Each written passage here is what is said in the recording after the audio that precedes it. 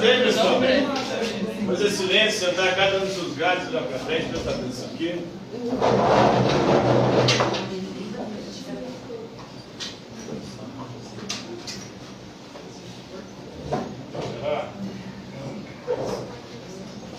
Diga, xará.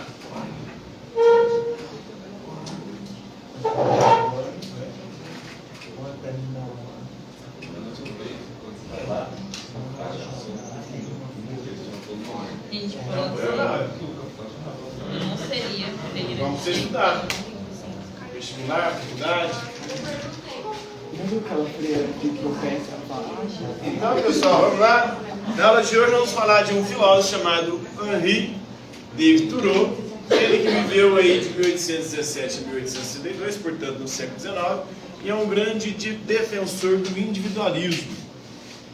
Aqui ele vai defender o indivíduo contra o Estado. Para ele, o Estado é uma forma, uma instituição criada para oprimir os indivíduos, para colocar regras muitas vezes estranhas aos indivíduos, obrigando-os a fazer aquilo que vai contra o que eles pretendem, o que eles desejam e as suas próprias inclinações naturais. Então ele é um grande crítico e ele defendia, principalmente diante de leis injustas, ele defendia a resistência pacífica, a desobediência civil.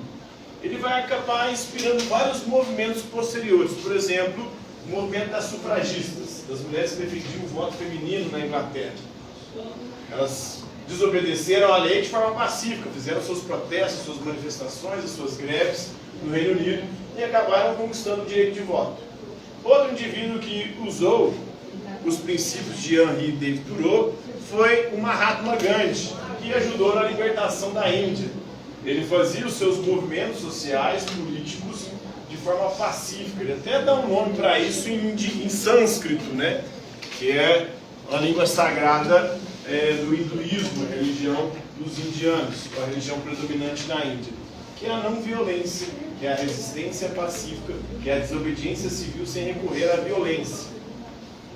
Então, diferentemente aí de outros pensadores anteriores a ele, especialmente os anarquistas e socialistas, que eram críticos do Estado, ele vai defender uma resistência ao Estado, mas uma resistência pacífica, não violenta.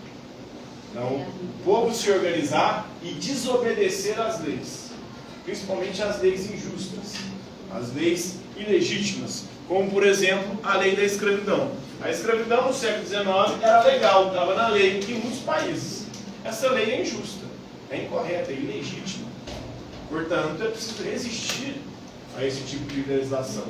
E todas as leis que sejam injustas ou assim compreendidas pelo povo, o povo deve resistir. Mas lembrando, deve-se resistir não como defendia Marx, por exemplo. Marx defendia a revolução com armas. Para ele não há revolução sem armas. Então o proletariado teria que pegar em armas e resistir de forma violenta. E isso acaba levando, segundo Thoreau, a outra forma de violência, outra forma de poder também tirânico. E foi o que aconteceu com as revoluções socialistas. Da União Soviética, para Cuba, para a China, todos os países que se tornaram socialistas, as revoluções foram armadas, com o uso de armas. E depois que chegaram ao poder, eles se tornaram tiranos também. Começaram a oprimir o povo. Então, para ele, a resistência deve ser sempre pacífica. Os indivíduos devem defender os seus direitos, as suas intenções, devem resistir às leis injustas, mas sempre de forma pacífica. Ele defendia a ação direta, a organização dos indivíduos para resistir ao Estado, que é opressor e oprime o povo, e os indivíduos principalmente. Então, em 380 a.C., nos diálogos de Platão, como o diálogo do Críton, o Sócrates se recusa a evitar sua execução, argumentando que, como cidadão de Atenas, ele tinha o dever de obedecer às suas leis. Aqui nós vemos que Platão e Sócrates defendiam que a gente deve obedecer às leis, mesmo se as leis forem injustas. O Thoreau era totalmente contrário a isso. Sócrates toma um veneno mesmo tendo sido acusado de corrupção dos jovens e de ateísmo. Ele não era nenhuma das duas coisas. Na verdade, ele era um filósofo que ficava em praça pública questionando os outros. Ele podia ser chato. Se tivesse uma legislação que previsse a chatice como crime, aí tudo bem. Mas o problema ali é que ele era um cara questionador por ser filósofo. E ao questionar as estruturas políticas e sociais do seu tempo, Sócrates acabou incomodando os poderosos e foi condenado à morte, tomar um veneno chamado cicuta, por, segundo a legislação, corromper os jovens e pregar o ateísmo. Na verdade, ele não era ateu, ele criticava os deuses da cidade, os deuses gregos, que eram deuses antropomórficos. Você sabe o que é um deus antropomórfico? Antropomorfismo. Morfé, forma, antropos, homem. Ou seja, Deus que tem formas humanas, características humanas. Os deuses gregos tinham características humanas, tinham inclusive defeitos humanos. Zeus, por exemplo, o principal deus da mitologia grega, ele era um bandidão, um safado, um pervertido. Ele pegava geral, passava o rodo, pegava deusas, mesmo sendo casado com a própria irmã, pegava ninfas, pegava mulheres humanas, pegava rapazes, pegava até animais. Ou seja, ele era um pansexual, né? Passava o rodo em geral. Isso aí para Sócrates era uma espécie de corrupção, é um deus antropomórfico, um deus que tem características humanas. Ele criticava esses deuses, mas não que ele fosse ateu. Inclusive ele acreditava na vida após a morte. Ele acreditava que mesmo sofrendo uma pena injusta, a alma dele era imortal e iria se libertar do corpo, que é o cárcere, a prisão da alma, né? Depois, em 1819, no século XIX, o poeta inglês Percy Bysshe Shelley escreveu uma obra chamada Máscara da Anarquia, imaginando aí o potencial da resistência não violenta à injustiça. Então, os primeiros a defender uma resistência não violenta às injustiças, às leis injustas, foi esse poeta inglês aí, o Percy Bysshe Shelley. No começo do século XX, as sufragistas, né, as defensoras do voto feminino, quebraram a lei no Reino Unido. As mulheres não podiam se manifestar na Inglaterra, no Reino Unido. Elas não podiam fazer movimento. A mulher tinha o direito de ficar em casa em silêncio. Elas rompem com esse silêncio, se organizam, vão para as ruas e começam a fazer protestos. E aí, elas acabam conquistando, à medida que o tempo foi passando, o direito de voto para as mulheres, o direito de voto feminino. Ou seja, as mulheres podem participar da política, né, tanto votando quanto sendo votada. Isso é uma conquista que começa lá no século XIX. As primeiras a defender esse projeto, essa proposta, esse direito, foram as inglesas, as sufragistas do Reino Unido. Em 1920, o Mahatma Gandhi liderou a independência da Índia do Reino Unido. Ele aplicou a sua versão da desobediência civil, que ele chama aí, né, de satyagraha, a desobediência civil através da não violência, diz do sânscrito, né? A causa da independência indiana. Depois, outro que também vai defender, ou vai usar os métodos de Thoreau, vai ser o Martin Luther King, lutando pelos direitos civis dos negros dos Estados Unidos. Lembrando que nos Estados Unidos existiam leis de segregação racial até a década de 60. Era como se fosse ou similar ao que existia na África do Sul, apartheid. Tinha escolas para brancos e negros, tinha bairros de brancos e negros nos Estados Unidos, tinha bebedouro, tinha lugar no ônibus, tudo diferente para brancos e negros, não podiam se misturar. Os negros eram discriminados, né? E o racismo nos Estados Unidos é muito forte. São leis injustas, leis, né, ilegítimas. E o Martin Luther King vai lutar contra essas leis. Inclusive tem o seu famoso discurso I have a dream, né? Quando ele fala, eu tenho um sonho. Qual que era o sonho do Martin Luther King? Ver brancos e negros sentados na mesma mesa, partilhando ali, sem um odiar o outro, sem um discriminar o outro. Esse era o grande sonho do Martin Luther King, que acabou morrendo assassinado e conquistou os direitos civis. Mas até hoje, ainda os Estados Unidos é um país extremamente racista. A segregação racial existe e ainda é forte lá nos Estados Unidos. Ainda existe vários. Tem até um famoso seriado aí, não sei se vocês assistiram, Todo Mundo Odeia o Chris, né? Lá mostra como que funciona os bairros negros, as escolas onde predominantemente a população é negra. Até hoje, ainda isso é muito forte nos Estados Unidos, apesar das leis terem mudado. Então o progresso vem da engenhosidade do povo, dos indivíduos, segundo Thoreau, não do governo. O governo, pelo contrário, o governo sempre quer nos tirar dinheiro através de impostos e nos impor leis muitas vezes estranhas aos nossos desejos, às nossas intenções e aquilo que a gente, né, pretende. Então os governos, eles podem até ser úteis, pode até nos proteger em algum momento.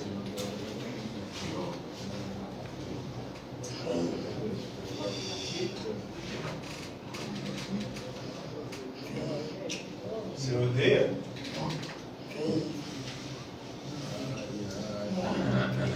Ah, ele odeia o monoteísmo. Você odeia o monoteísmo? Você não gosta dos cristãos, não. Você gosta do politeísmo. Você gosta de quais deuses? Os nórdicos? Thor? Dois. Menos o cristão. Ou não, o cristão também? O monoteísmo não.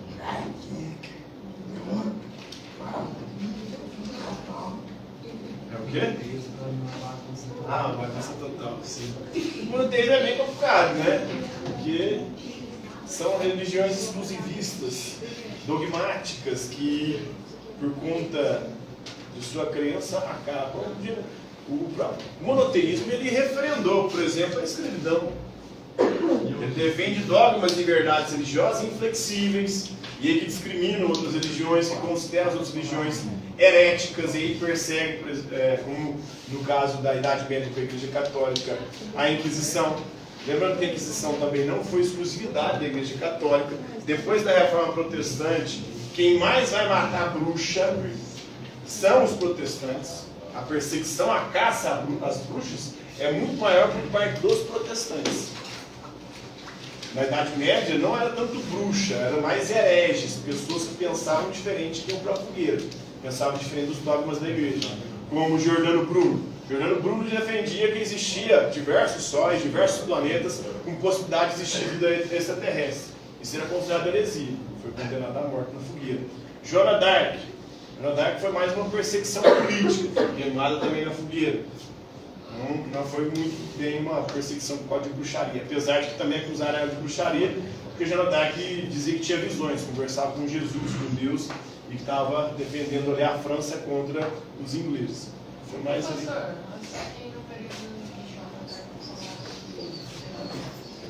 Oi? No período de Joana d'Arc, na verdade, a maior parte da população era analfabeta, não podia ler a Bíblia, né? A maior parte da população era analfabeta, só tinha a Bíblia em latim. A Bíblia era um item extremamente caro, porque era Bíblia copiada à mão. Os monges copistas, os mosteiros que copiavam à mão. Então não tinha ainda os tipos móveis, né? Então uma Bíblia era uma fortuna para você comprar depois. Ela vai baratear quando você cria os tipos móveis, aí tem a invenção da imprensa com o Gutenberg. Aí você começa a produzir Bíblias em massa, e cai o preço. Então a população não tinha muito acesso. Era difícil ter acesso a uma Bíblia, porque era proibido.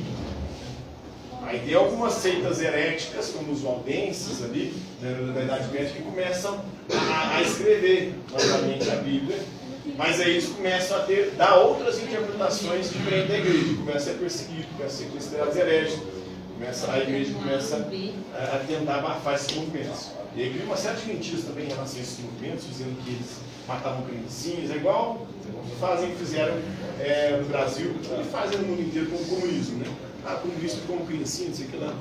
Então a igreja fazia a mesma coisa aí com os hereges, essa galera que tentava traduzir manualmente à mão e criava a partir disso as suas próprias interpretações dos textos bíblicos. Então os governos podem ser úteis aí, mas com frequência eles trazem dano e injustiça. Eles são muito mais danosos e injustos do que úteis para a população. Então a melhor coisa que um governo pode fazer é deixar o povo se desenvolver, deixar o povo livre. O melhor governo é aquele que não governa, que não interfere na vida das pessoas. Para o Enturu, né? O aprisionamento de escravos, como na Carolina do Sul, nos Estados Unidos, também aqui no Brasil nós tivemos a escravidão, né? Não era apenas um crime dos senhores de escravo, segundo ele. Criminosos eram também todos os cidadãos que compactuavam. Se você não questiona a injustiça de uma lei, você compactuou com essa lei. Ele vai dizer o seguinte: se você não questiona, você vira uma arma de quem defende a lei injusta. Você vai ser um pau, uma pedra, uma arma, que vai ser utilizado por quem se beneficia dessa lei injusta. Então, você ficar em cima do muro, calado, silêncio, silencioso diante de uma injustiça, você está compactuando com ela. Então, todos os cidadãos que permitiam a prática como a escravidão estavam moralmente implicados, eram criminosos também. Então, se você vê uma injustiça, uma lei injusta, você não faz nada, não questiona, você passa a ser injusto também. Você passa a ser, ou a se igualar ao criminoso, porque você não tenta acabar com aquilo que não concorda. Compreender aí o pensamento do Henri de Thoreau, galera? Alguma dúvida? Tá tranquilo? Favorável? Por hoje é isso aí.